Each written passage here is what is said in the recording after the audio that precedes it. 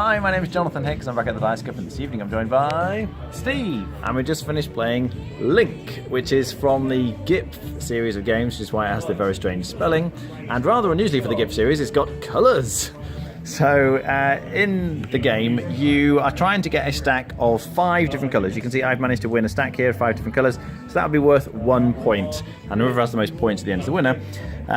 But the way you take a turn is there are some colours that have been claimed and some that haven't. So I have previously claimed green, which means I'm the only person who can move green pieces. And you could take I could take a green piece, for example.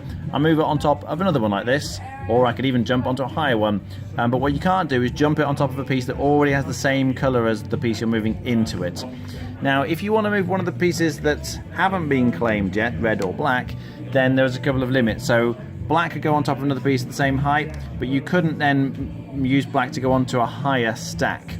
However, what you might want to do at the start of your turn is claim black. But once you've claimed it, you're only going to get to claim 2. So I, in this case, would have claimed these 2, and Steve's claimed those 2. So it means I can't move blue or white anymore. But equally, I sort of restricted, if you like, to green and black. We can still both move red, but it's harder to move red. So you're trying to move them around, if you like, to get stacks of 5. As soon as you make a stack of 5, so if I could somehow get this green one to land on here, although I can't legally get there, you kind of go as far as you can in a straight line to land them. But if I landed on that, I would claim that and win it. But if you control one of the colours, then you can do what's called a Lyngk move. So in this case, if we look at these 2, see this is a blue and black, they really want to go on top of this stack because that's the remaining colours. Incidentally, this one at the bottom is like a wild, so it's any colour you want it to be. I can't sort of get there straight, and you can't go around corners, but if you bounce over another piece of your colour, then you can. So I'm allowed to link via this one and then hop onto that one. That gives me 1 of each colour, so I can claim this, and now I've got 2 points. So at the start of the game, you've got 1 piece sort of on every space, all over the place, and you take it in turns, piling them up, and at some point you've got to make the decision, when do you claim the particular colours, and it's always free, if you like. You just choose to claim one at the start of your turn, and then you take the appropriate move. Most points in terms of stacks at the end is the winner.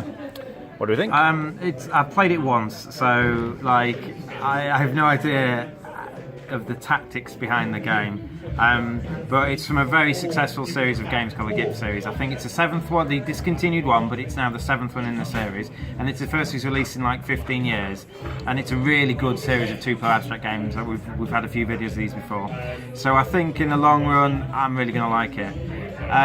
In terms of where it would fit in there, it would probably be, it's really hard to say after 1 play, but it's thinkier.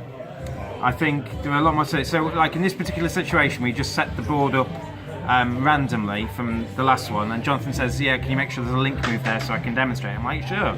There's actually 3. As he was explaining it, I found 2 more. And the fact that, like, so for example, you've got this green one can link onto this stack, this black one can not only link here, but it can also link here. And so just there's so many different concepts, and because you can't link until you've claimed the colour, you don't know. So if Jonathan's claimed green, I'm like, well fine, he's in charge of green, but he hasn't got a second colour yet.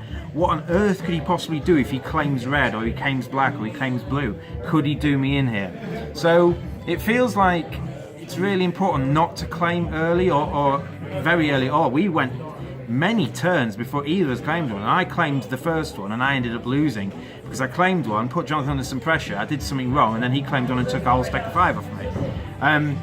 So in terms of like an introduction to 2-player abstract games, this is got more tactics than all the other ones. I think the other ones are very clear. They have a limited set of rules, or the tactics, although they're all very tactical, it feels like you can grasp on the first play. This one seems very hard, and I can imagine games of this would be slower per turn than the other ones because of that. Rating? It's hard after 2. It's hard after 1 play. 8. Okay. All right. Yeah, I'm not a huge fan of abstract games, but I do like the GIF series in general. I'm always very happy to play these games. And as Steve says, I think it's the number of permutations Like as he says, in any given situation, there are an awful lot of different moves you can potentially make. And at the start of the game, I think both of us were just like, well, I guess I'll just take this piece and stick it over in this other position, not really knowing why that would be good or wouldn't be good. But as the pieces start to stack up and the board clears up, then all the possible patterns and how you can claim stacks really emerges.